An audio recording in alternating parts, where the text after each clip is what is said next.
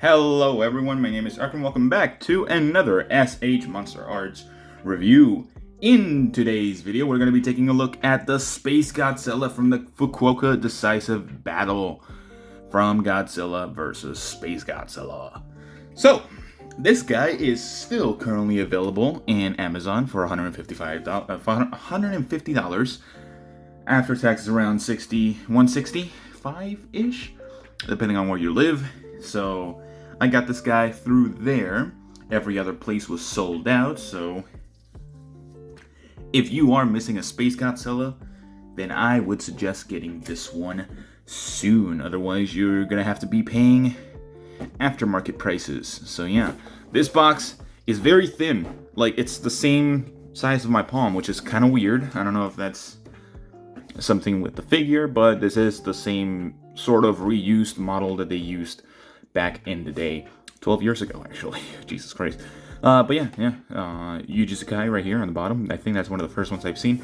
I haven't really brought attention to that, but the box looks good. It's weird that they don't have a window on the back, but yeah, that's fine. I don't really care. So yeah, let's get this guy out and see what he comes with.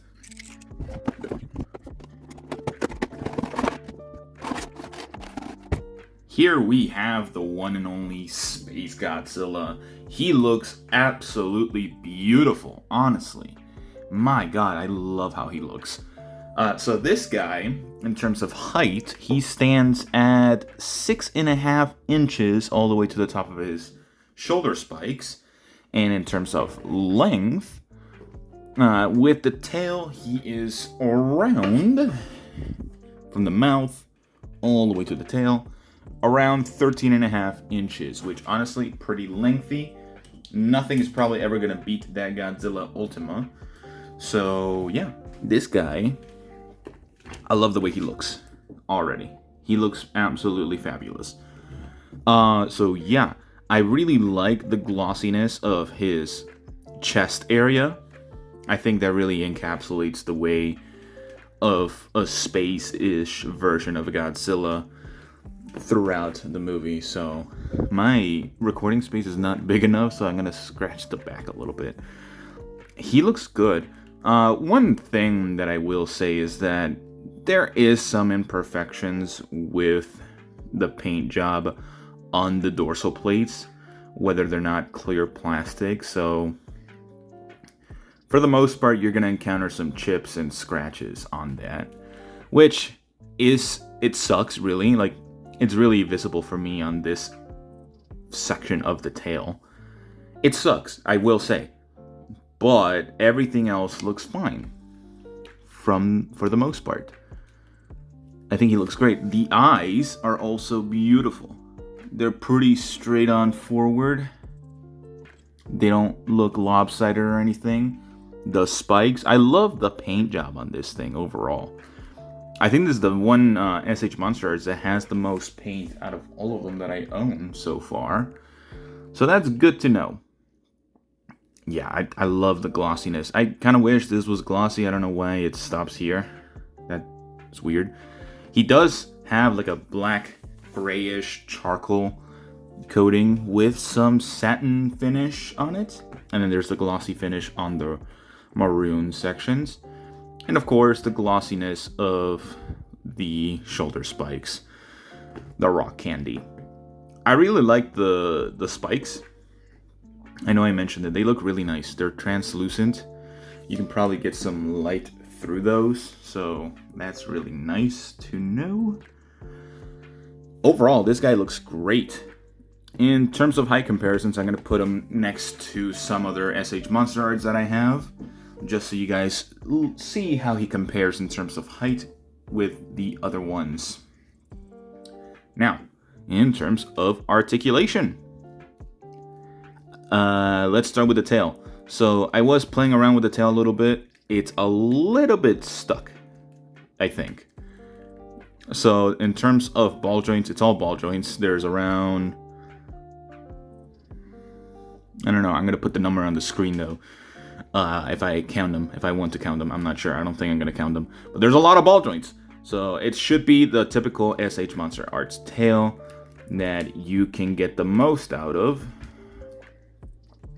with minimal to no gaps, of course. Oh, that's really nice. They actually did paint the underside of the sleeve, or the figure. That's really nice. Normally they don't do that anymore, but this figure is great from the looks of it. Yeah, it goes throughout the whole thing. I'm surprised. Even the paint job for the spikes, normally they stop doing like until here and then they just leave this blank. But it being painted looks beautiful nonetheless. So yeah, you're gonna get the range of motion from pretty much any basic SH MonsterArts tail. It's beautiful. Doesn't have as many issues as other ones that I have, which is great. So that's good to know. The only thing is like this section is like super loose on mine, so you can like twist it around, but nothing that really bothers me that much. In terms of the body articulation, we do seem to have either a ball peg for the head. His head is very spiky. I didn't mention this. The translucentness of his crown thingy looks beautiful. My God, can you focus, please? Thank you. I don't know how out of focus that was for a while. Sorry about that.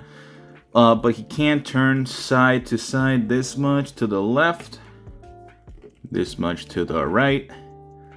He can look up this much, and he can look down about that much. Not too much. Might be just a little bit of the articulation there. It's just blocking it. Oh wait, no, never mind. He can look down that much.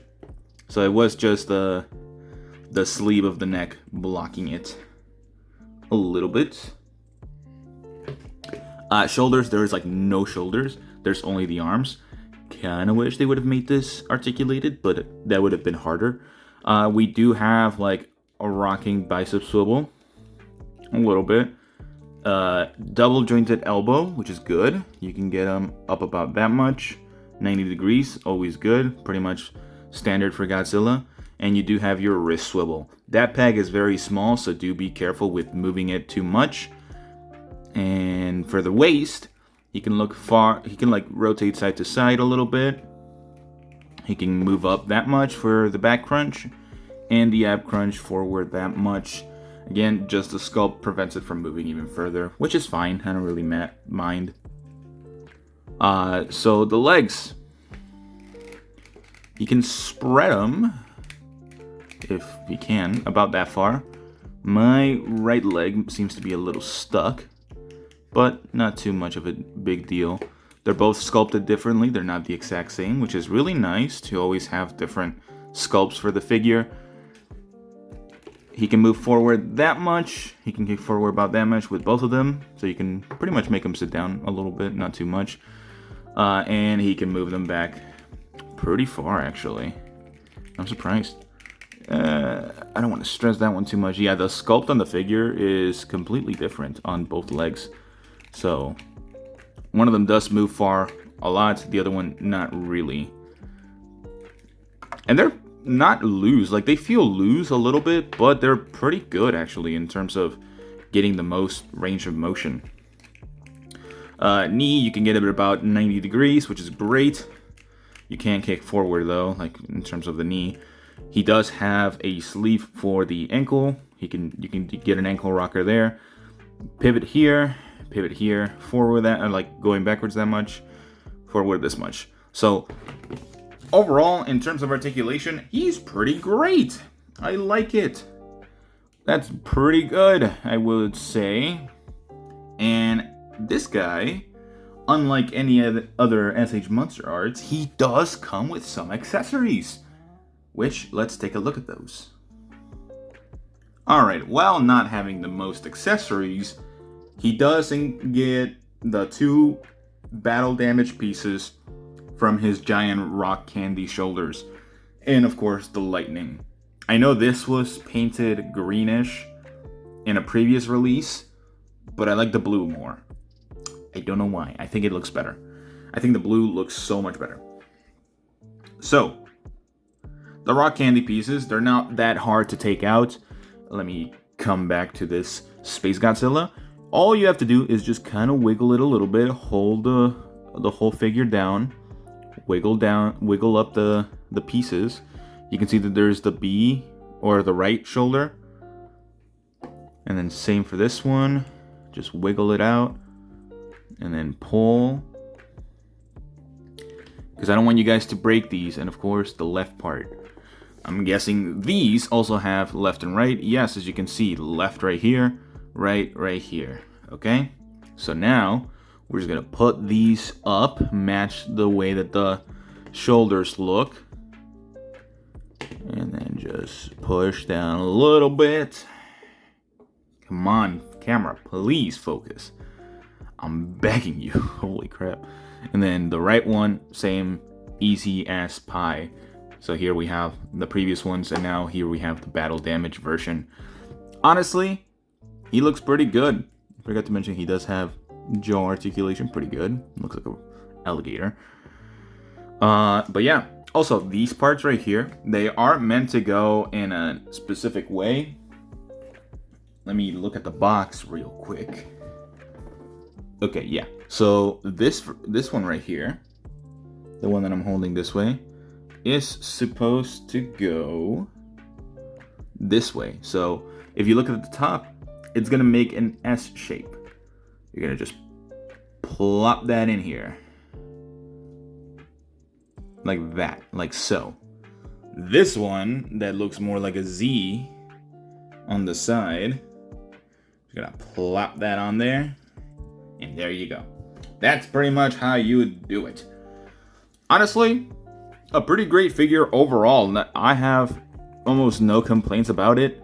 The articulation is somewhat limited, but where the articulation is, it's pretty good.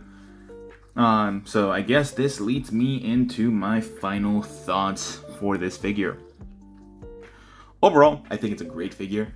I don't think there's many issues with it, besides the price. The price is one of the most insane things about this figure. It's $150 US retail price.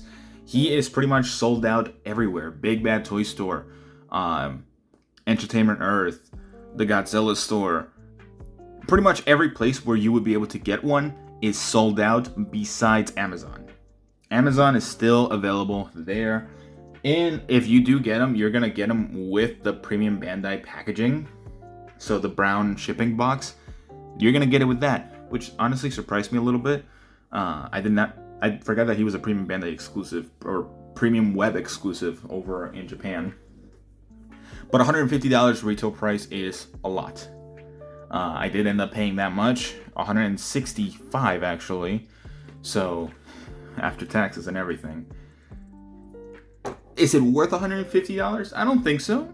But if you don't have a SpaceGodzilla, then he's the most affordable one so far, because every other one is either $300 or a liver, pretty much.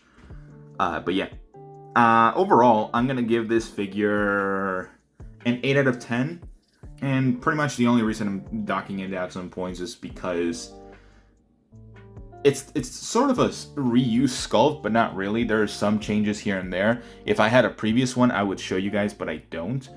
But from what I've seen in other reviews, it does have a slight change in sculpt, especially on the chest area.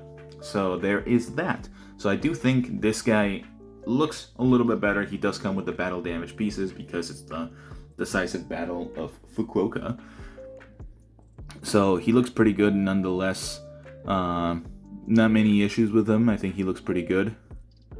Yeah, I don't know. I think an 8 out of 10 is reasonable for this guy.